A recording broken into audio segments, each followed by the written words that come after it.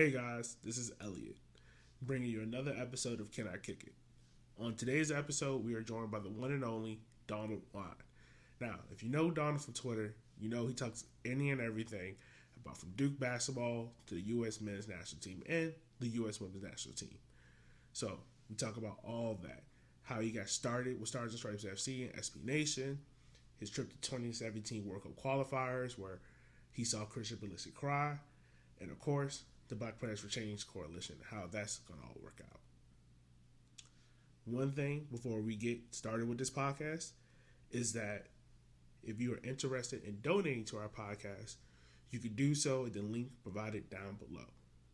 So, with that being said, guys, sit back, enjoy, and as always, leave us a 5-star review, share with a friend, and subscribe. We'll check you guys out later.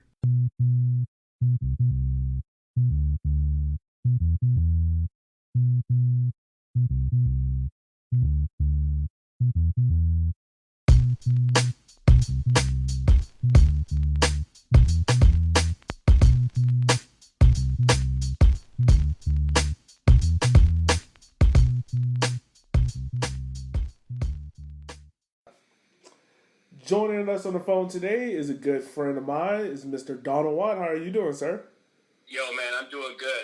I appreciate you bringing me on here. When you first started this podcast, I told you how excited I was that somebody was dipping into some of the Black soccer history that we do have. So it's a thrill to be on here. Well, I got to throw it to you, man, because, like, honestly, you know, when you do your work for Stars and Stripes FC, you've been doing, like, the Black history writings and whatnot that kind of piqued my interest. So I definitely got to throw all the respect to you and everything. But yeah, thank you. We try. Yeah, you're doing good so far. Yeah, man. It's been an interesting trial so far. So yeah, but we definitely had to bring you on for all the work that you do in the soccer community and everything. For those who don't know, Donald Wine has probably one of the more impressive resumes of anyone in the soccer community. So I'm pretty sure you would love to tell people all about it. Yeah, well, I am on the national board of the American Outlaws, the largest supporters group for the U.S. national teams. I helped start the DC chapter just almost 11 years ago, which is a long time. I had very few gray hairs on my head.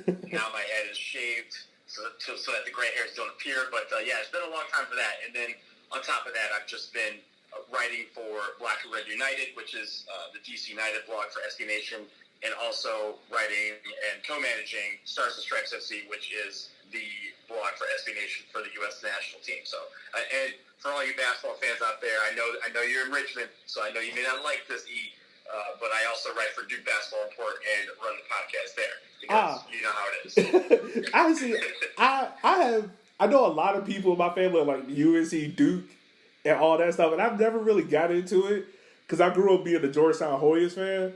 But that's fine. We can work with yeah, it. if I had to choose one, I probably would be Duke.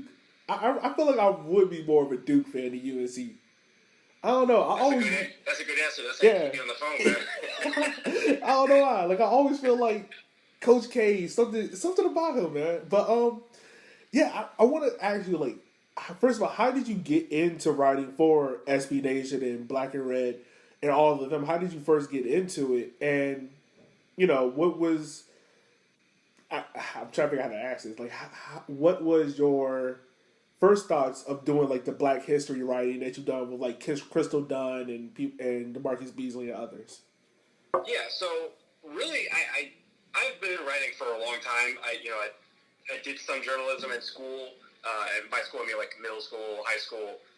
And just really have always been blogging on something throughout my college years and law school years, just to get away from life and kind of whether it be fiction or nonfiction.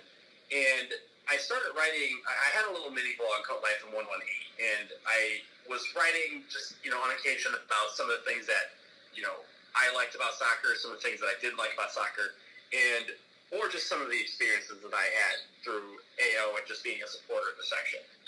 And so when I was writing that, one of my friends at Black and Red United actually saw one of my pieces.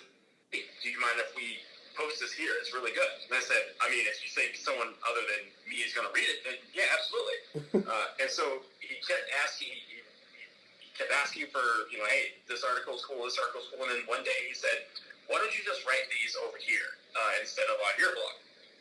And so it really just started with that, and doing that, a couple of guest posts here and there, and a couple of posts on the fan post section that they have, which anyone who has an account with SB Nation can do a fan post on any of the sites.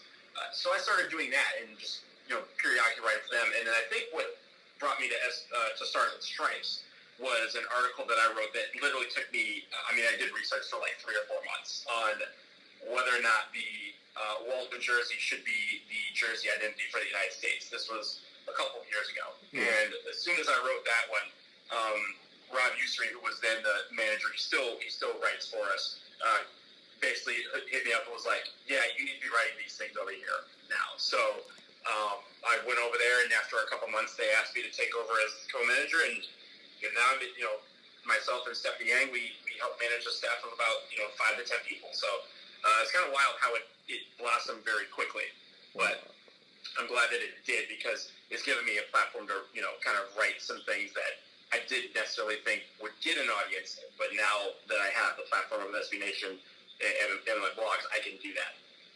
Okay, so I do have to ask this question. Do you really feel like the Wando jersey should be like our national team jersey? Like, absolutely. Absolutely, there's like no debate. It is the quintessential United States jersey. It is something that no matter where you are, if you see that jersey, you know exactly what it's for. You know exactly who it is. If we wear white, if we wear navy, people always say, oh, is that England? Is that Germany? Is that whatever? But when you see the Waldos coming down the street, you know exactly who's coming. And I've seen it in the flesh. Anyone who steps to me knows exactly who I'm representing. And I think that when we're talking about the United States national teams, we need to have an identity. And part of that identity has been lost, but I think part of it can be redeemed in the fact that when we step out on the field, no matter where we are, everyone's going to know who the United States are and who those fans are. And so I think the Wado is the best jersey we've ever produced and easily able to be replicated to be our identity going forward. All right, well, I got to say, you changed my mind. Because my favorite jersey was the 2014 World Cup one, the red, blue, and white one. That was like my favorite. But the Waldo, okay, all right, you convinced me. So back to you. I'm not gonna lie. I call you the president of American Outlaws. How is that whole partnership and everything like that? Like, how did you get started into that? Well, as I mentioned, I helped start the chapter in DC. It's the biggest chapter in AO, and basically that was 2009, August 2009 when we started that, and we just kept building it, and we knew we had something really big going here in DC with that. And in 2013, I took over as president of the chapter, and really, at that point, it was right before the World Cup, and we were able to take the chapter to new heights. So, and I won't give myself full credit. There's a bunch of people who were helping and trying to, grow the game in all parts of this city, and making that our chapter was strong no matter where it went. We traveled deep. We were always deep at watch parties. Everyone knew our name, and at a certain point, we were the biggest thing in town. So we were really proud of that. And then in 2016, I was able to get an opportunity to join the national board, the national committee. And really, what I do on there, I'm not the president. I don't run things. It's still a group of people, but I am in charge of a couple of things. One is the in-stadium experience that you'll see with the capos and the chants and the drums. I'm in charge of organizing all of that. I'm also in charge of managing all of the chapters in AO. I run that with another lady on our staff who's wonderful. Megan helps run the show.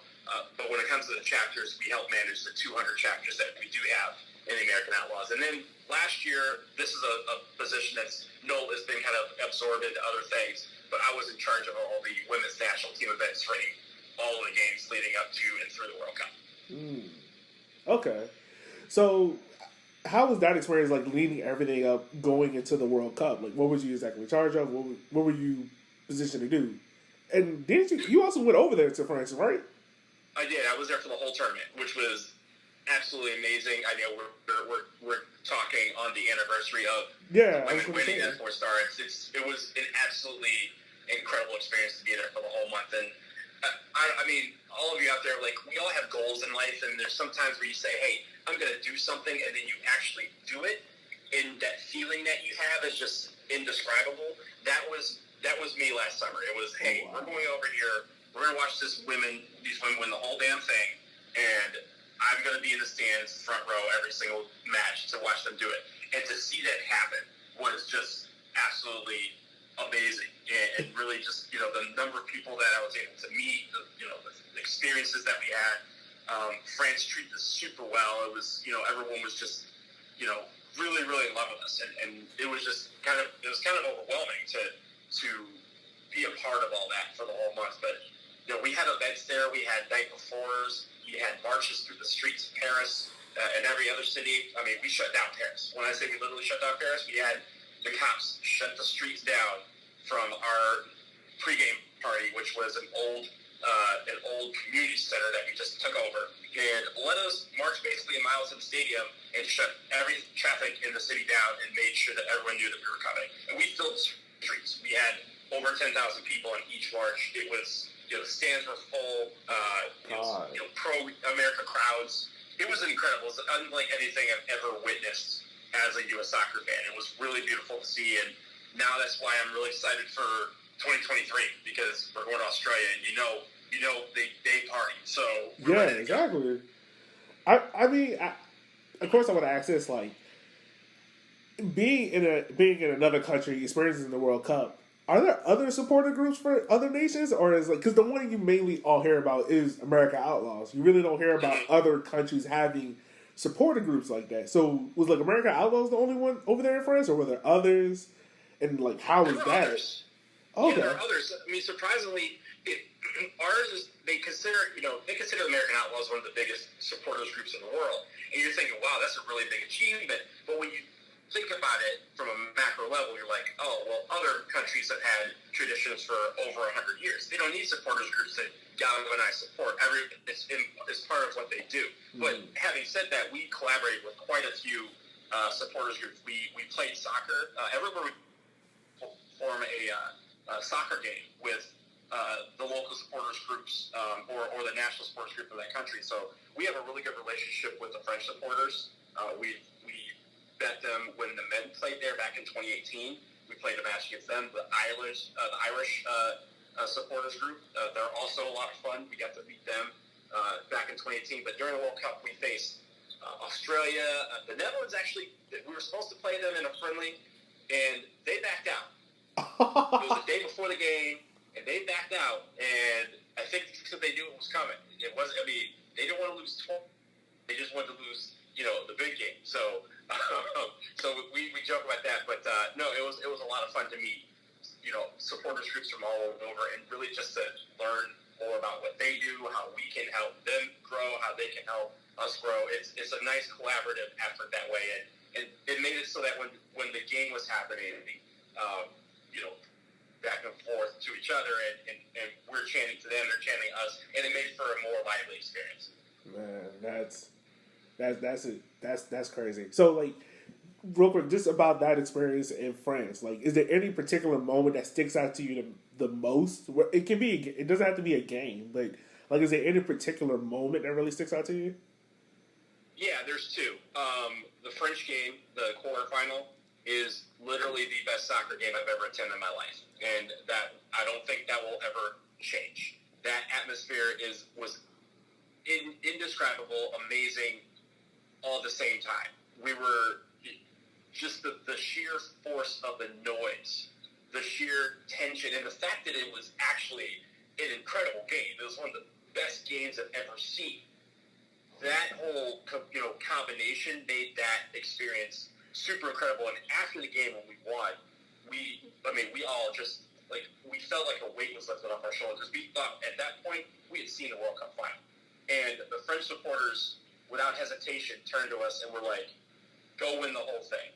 Beat England, beat everyone else, go win the whole thing. And so it felt like at that moment, you know, it's not like there was a torch that was being passed, but at least we were gaining another army, so to speak. The French were behind us at that point, and the whole host nation showed us a lot of love, which is great. And then watching us win it, when the final whistle sounded, I broke down crying. It was a wave of emotions again. Being there the whole month, seeing a goal realized, seeing the women who literally had everyone against them here and abroad, to see them rise above all of that and win was it was just an experience that I'll never forget. And watching that and just reliving that moment today has been emotional, but it's also been like I feel so happy because that team is. I knew I was watching the best soccer team I've ever watched, and my favorite soccer team of all time. So that was, you know, those two experiences will always stand out with me. But that French match for sure, the greatest match I've ever seen, the greatest match I've ever attended. Wow. Yeah, I do remember that French, because that was the first World Cup. I mean, granted, I watched 2015, but that was the first World Cup, 2019, that I actually like really paid attention to the other teams that were in the tournament, and that French and USA game was by far the best game of soccer, but that was the game that everyone was like, this is the World Cup final. Like, every game after that, it doesn't matter. This is the World Cup final. And the fact that you got to experience it, like, live, man, I can only imagine. I mean, like, and again, like, we were really good friends with the French supporters. We were actually going to march, do a joint march through the streets of Paris with them. The timing didn't work out with them from where they were pre-gaming and where we were pre-gaming, so we ended up doing the march ourselves. But literally, like, after the game, like, all of them were texting me, like, yo, congratulations, like, we really hope. And some of them actually came to the final with us. Like, some of them came to Lyon. They didn't have to do that. Like, they were all based in Paris. They still made the trek to Lyon to party with us and to hang with us and to support us as we, you know, went all the way. So that's really cool. Those are friendships that you know are bigger than soccer, and you know those meaningful relationships between clubs are only going to. We're really blessed to have, you know, the French supporters on our side, and really even still now, like, you know, during pandemic, we're texting each other, making sure that we're all okay and getting through this together. Okay. Well, that's important. You know, always have friends in different places. For sure. So one of the questions I wanted to ask you was when it comes to the AO, a lot of people who might not know what American Outlaws are necessarily for see it's kind of like the frat boy, kind of we just hanging out, kind of college football atmosphere. It kind of gives like a negative stereotype, and of course from like some international fans when they come over here and watch and see American fans, they kind of think about it as being corny and cheesy. How is AO going about, you know, kind of fighting against those kind of negative stereotypes that kind of come about, and how are they looking to get more fans more minority fans into the stands and be part of AO? Yeah, I think really it starts with bringing people to the game and letting them experience it for themselves. I highly stress this. You know, everyone, I mean, there's so many people who will come to me, a black person, and be like, yo, all this is just a bunch of white frat bros. So I'm like, I help run things. I'm one of the, you know, people in the stands that's there every single game, and I am not the only one. It's way more of a diverse crowd than anyone would expect. We have women, we have children, we have men, we have, you know, black, white, you know, Hispanic, LGBTQ. Like, we have everyone from all spectrums of life, and the fact that we can all come together and support our national team is a wonderful thing. And I honestly don't care if people think it's corny, because we didn't have a support system 20 years ago. I mean, when Sam's Army first started, you know, people thought that was corny too.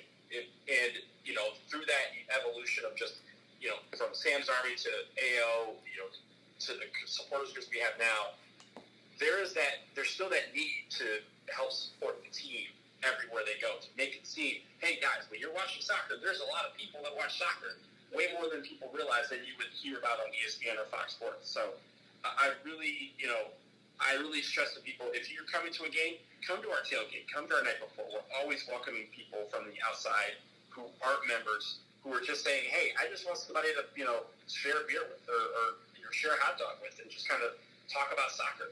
You know, our chapters are there not just for U.S. national team games, but you'll meet people there who like, European club soccer. They love MLS. They love USL. And those people are friends you can go to games with. And you can remember that we call ourselves an AO family. And that really means something because, I was just in the mountains last weekend with a few of them. We weren't there for a soccer game. We were there because we genuinely have grown to love each other. And we've grown to, be a family and know that when we want to get away, we want to do it and be in each other's company. That's something that I think that we offer that's unlike, many supporters groups. And we don't see each other all the time, but we make an effort to do so in between. So I would encourage anybody, if you're curious, come by a tailgate. When it's safe, come by a tailgate. Come join us in the stands. You don't have to be the whole game. You don't have to, completely, participate, but just take in the surroundings and maybe you'll see that it's some place that you feel comfortable and you can bring your friends. Okay. One of the first times I got introduced to you was it was Copa 90's video of, I think they were traveling down to see the 2017 qualifier in Trinidad and Tobago, the day that delivered Infamy. Uh-huh. And I know this is going to be hard for you, but can you talk about that whole experience? What was it like? Also having Copa 90 that was there, how was that, having them part of that experience as well? Well, I will say we didn't know that Copa 90 was going to be a part of that. I did not know they were going to be there. He was kind of embedded with us, but I don't think he fully told us. And I recognized them, but when you go to a lot of games, you recognize a bunch of people by face. I didn't realize that he was there until after. So I won't say anything to that because it's not like he was interviewing us or saying, "Hey, I'm with Copa 90. Can you comment on the fact that we just missed the World Cup?" But I will say this: it's easily the worst day of being a soccer fan. I remember everything, every detail. I remember what I was wearing. I remember what I was feeling. I remember every inertia, everything about the field. I remember what happened when we found out that Panama went up in the 86th minute and how one of my friends literally broke his hand banging on the fence to try and get the attention of the guys. I remember Josie turning his head and looking like, what are you talking about? Because we told him. At that point, it was when he found out that they were on the outside looking in. I'll never forget him coming over after the game. He was the only guy. He came over and he just said, I'm sorry, I'm so effing sorry. And he just repeated that. He just couldn't do anything but apologize. I remember people crying. I was crying. I was angry. I was upset. Some people literally had to be carried out of there. They were that inconsolable. It was a moment even coming back to the hotel, we were sharing a hotel with the team. Coming back and, seeing Bruce Arena sitting down there drinking a bottle of wine like nothing happened. While we're on the patio crying our eyes out and trying to figure out what's next. That day was weird. It still remains.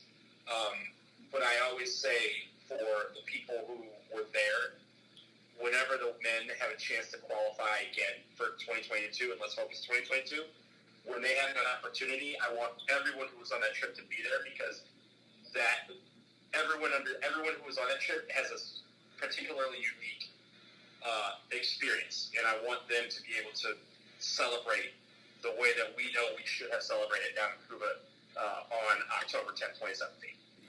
Yeah, that day was a particularly strange day. I don't know what it was, but it was like when I saw us lose and I saw Panama win, and I just remember sitting at the bar, I was like, this isn't real. Like, this can't happen. And on top of that, we didn't find out until after we got back to the hotel about the phantom goal in the Panama game. The first goal that never crossed the line, that they gave a goal to Panama, and then the second goal was the one that we found out about. So when we saw the video of that goal not going in and them calling it a goal anyway, and that's the goal that knocked us out of the World Cup, people just lost it. There were people who, they're like, I'm going to go up to my roots so I can destroy my own stuff and not the hotels. That's how upset people were because we realized that 4 years ago, we had a chance to just sit back and do nothing, and Mexico would have missed the World Cup. And we played like Americans. We came out, we said, we're going to win this game, and we not only kept Mexico in the World Cup, but we kicked Panama out of it. This time around, Panama had the exact same, in Mexico, had the exact same opportunity to hold us in, and they didn't do it. And so, like, all those things were coming to mind. And, like, that plane ride home was the worst plane ride ever. Like, everyone was just silent. I still remember landing in Miami and going through customs, and the guy just saw my face. He just saw my face. He goes, "Were you at the game last night?" And I just shook my head, yes. And he goes, "Let this man through." Like, he's had enough turmoil for one day.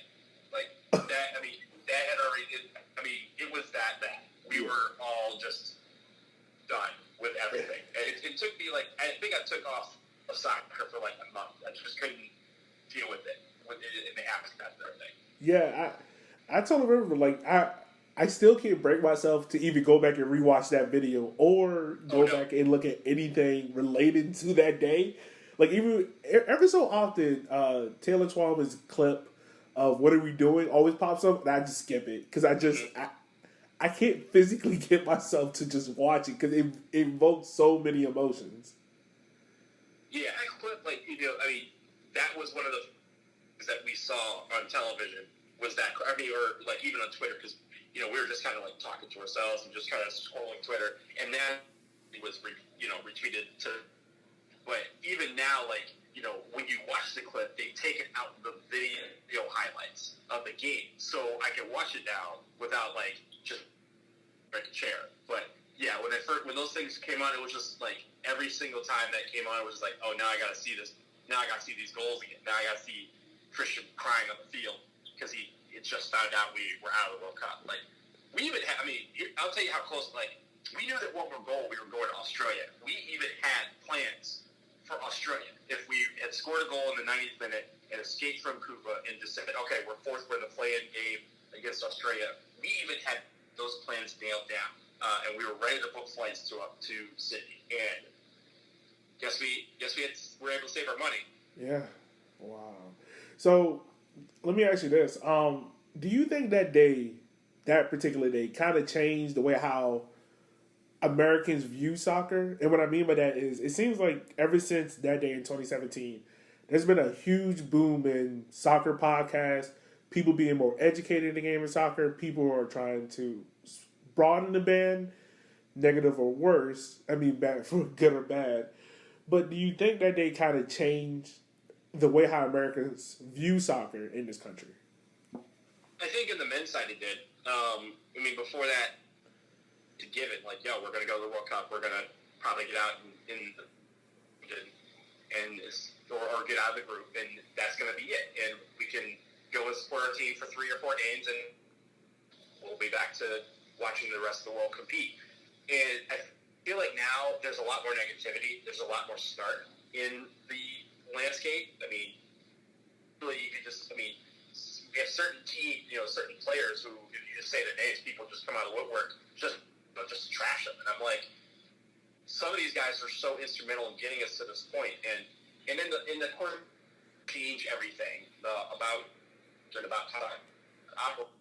it, that has brought on negativity because, if one person, there's a point now, like, right afterwards where if, a player was on the bench in Bulgaria, everyone would be like, well, he should have started in Trinidad.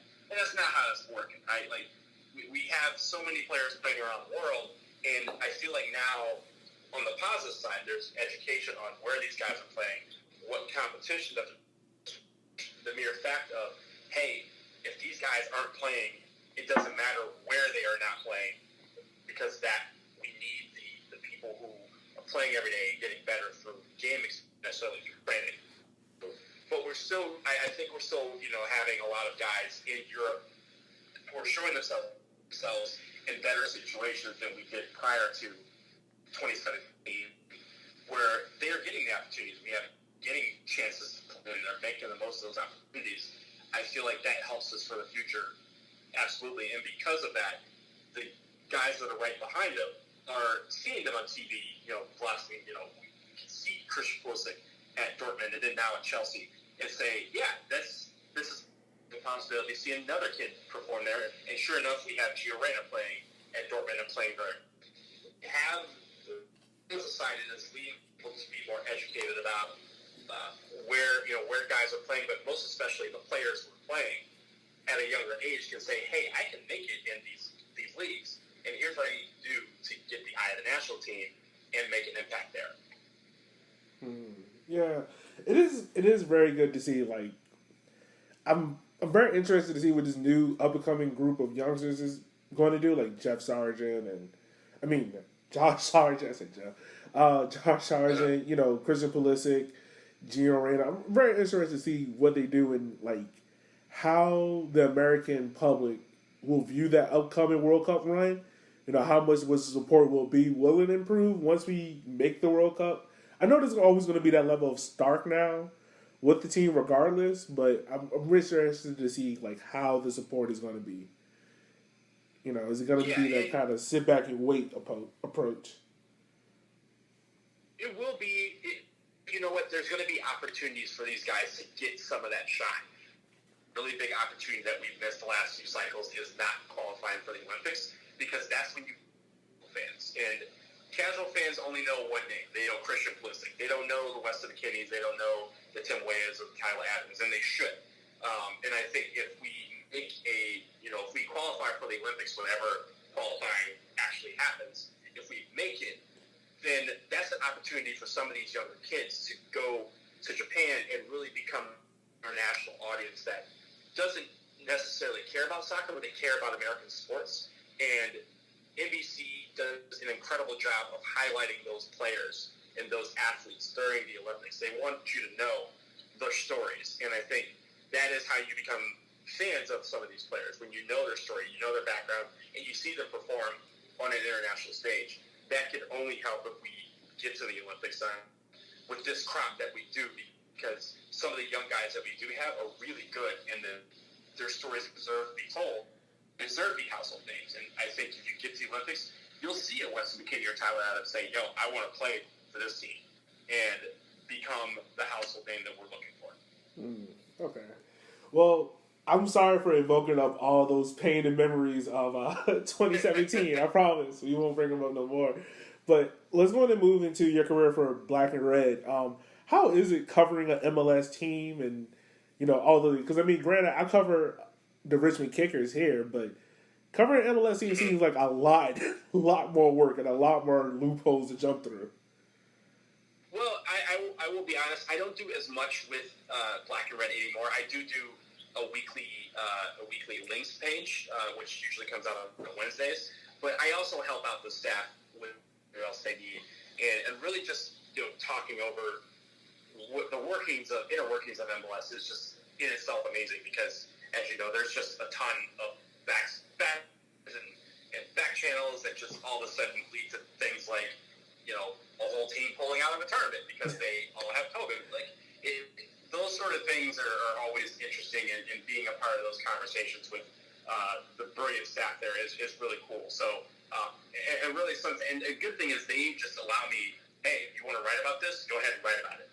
They don't even ask me to run it by them. They just say, you're good, write something, what you feel, and post it. Go with it.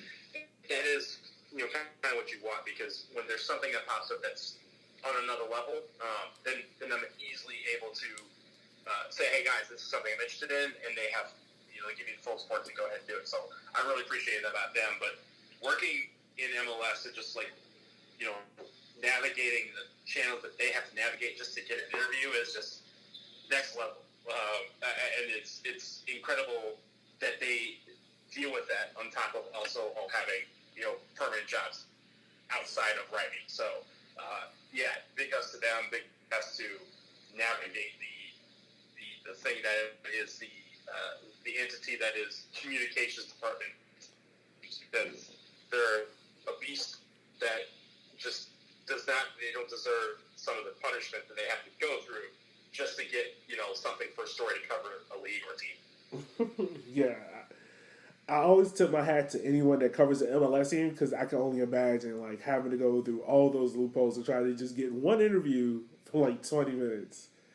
It's unimaginable. It's like an interview where you're just like, hey, what's your favorite food? Like, even if you just said, hey, I want to just talk to them about movies. They'd be like, oh, well, they have this training, and then they have this, and then they have that, and then we have to travel, so we might not be able to do it until like next week. And you're like, okay, cool, next week works. Oh, well, like next week, about next week, like we just realized we have this, and it just goes on and on. All of a sudden, you're just like it's meant for you to give up, but I said they don't give up until they get what they're looking for, or just go ahead and say, hey, we have this story, we're gonna run it. If you want, you got till 5, and then we're gonna run it. So there's times where they have to make that decision, and they're really good at making that. So they provide the support that they're looking for. But I think what's good about them is that a lot of the players will back them up. A lot of players will retweet their articles, especially if it's about them, and not necessarily relying on the team to pub it out and give it more, amplify it more. So I think that's good for the players. Yeah, true. Yeah, that's always good when you have the players on your side to kind of help you out redoing it. So, as of course, me and you been on Twitter talking about it, of course, with like For the Culture and everyone else about the whole. It feels like now we're kind of in the middle of a whole push of black culture being thrusted into the forefront, especially in soccer. It's something that we've never really seen before, and I mean, as I alluded to before earlier in the podcast, you're one of the original creators of doing that with the whole Stars and Stripes FC. Doing the Black History Month thing. So, what made you want to start doing the Black History Month post and everything like that? And what are you looking to do with it going forward? So, it started a few years ago when I was thinking about writing an article just to kind of kick off the month. And literally, sometimes when I'm at home, it's late at night, I'm having a drink with some friends, and I'm just like, I kind of challenge myself, and I put something out there that's ambitious that will also help the general, public at large, and just help people learn, right? And so one night I was sitting there, maybe I'll write an article on Black History Month and just kind of tell, and I was like, well, what story do I tell? And then I was, going through it, just, kind of doing my thing where I create a list of ideas and then try to narrow it down, and the new ideas was like 70 different things.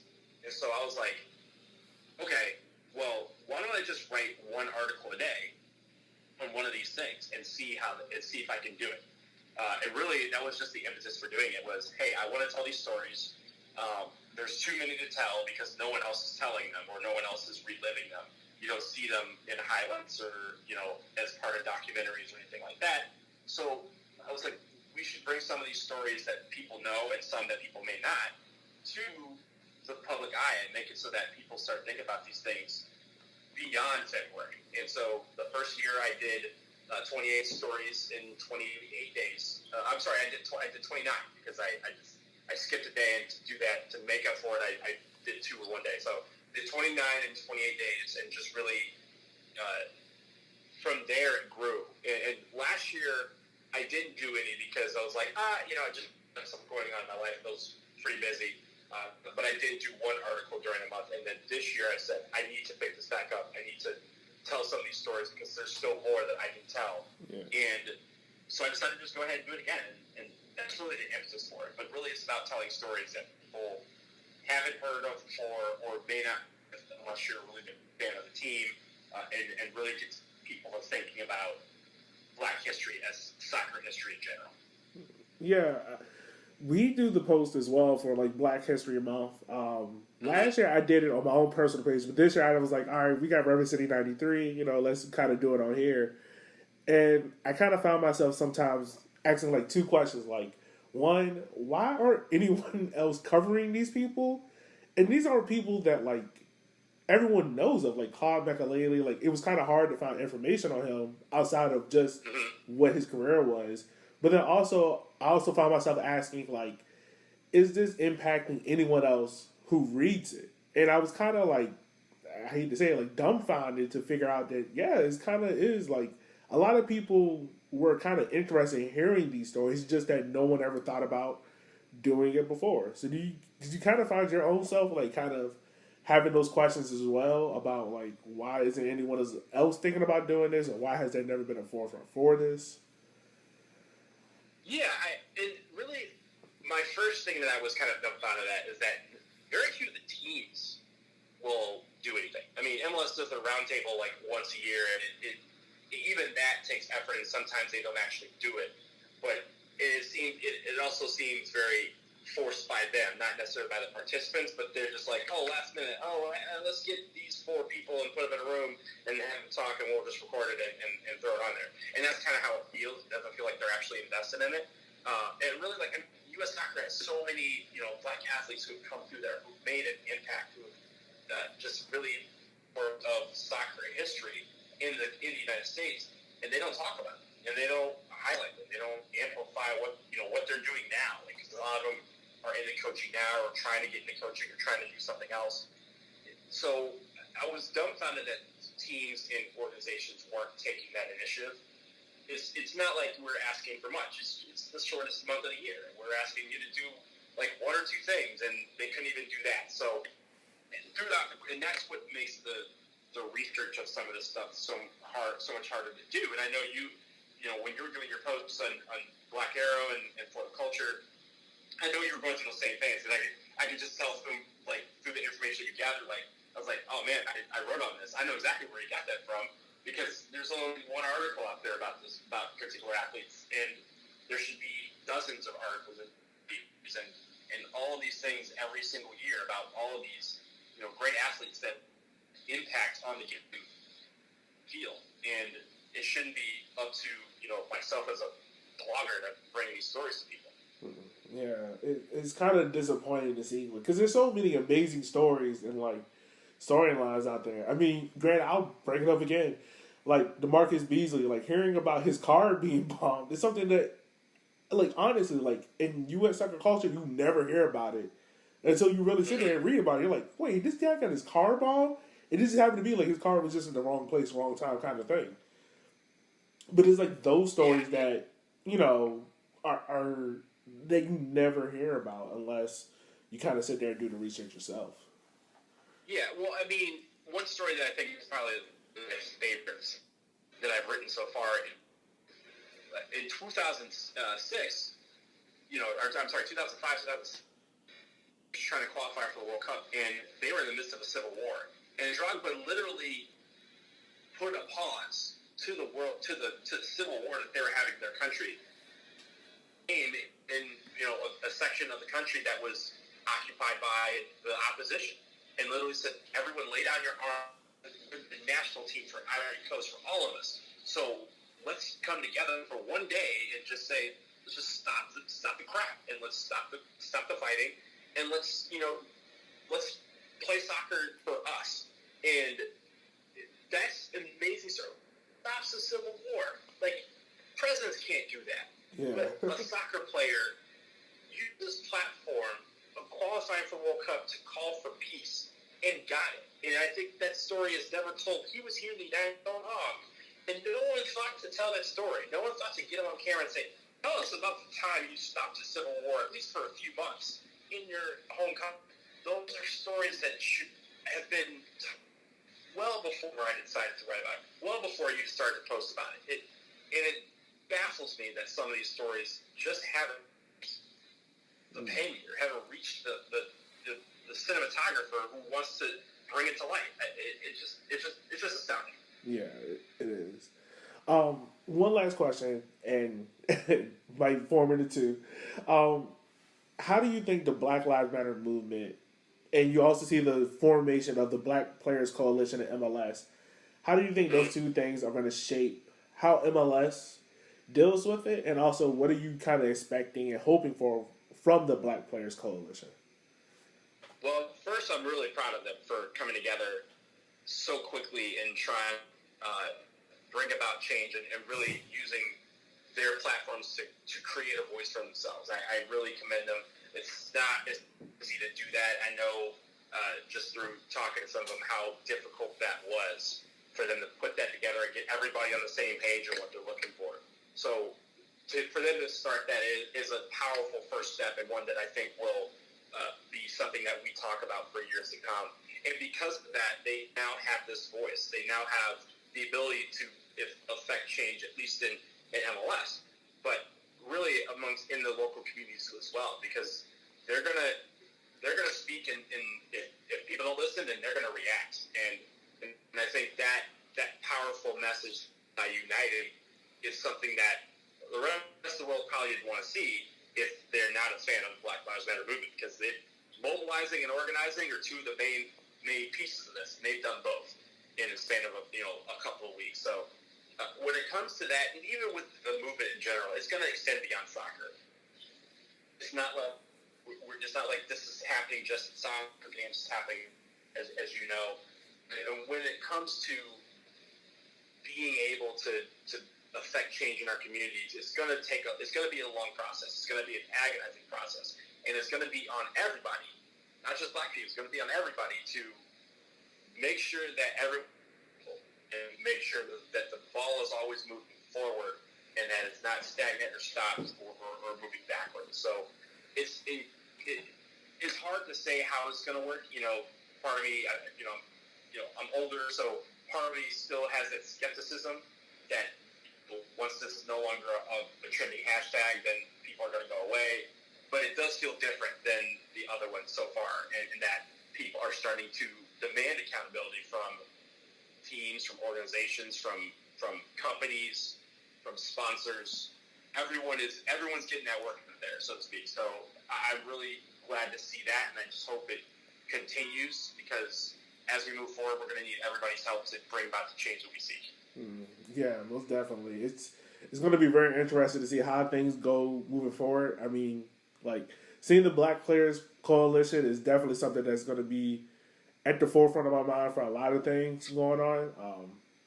But yeah, man, I just want to say thank you one more time for coming on our podcast. You're definitely one of my idols when it comes to getting into soccer writing and things like that. You were one of the people that I reached out to about, how do I exactly do this without pissing off a lot of people. But yeah, man, anything else for you before we wrap up? No, like I said, it's an honor to be on the show. I know we're going through behind the scenes to try and bring some of these stories to light, and I'm glad that you're doing the legwork. Keep it up. And really looking forward to listening to all the episodes moving forward as well. But no, I appreciate being on here. I appreciate really just what you and River City 93, all you guys have done to advance the game in Richmond. So good work. You're my man. So.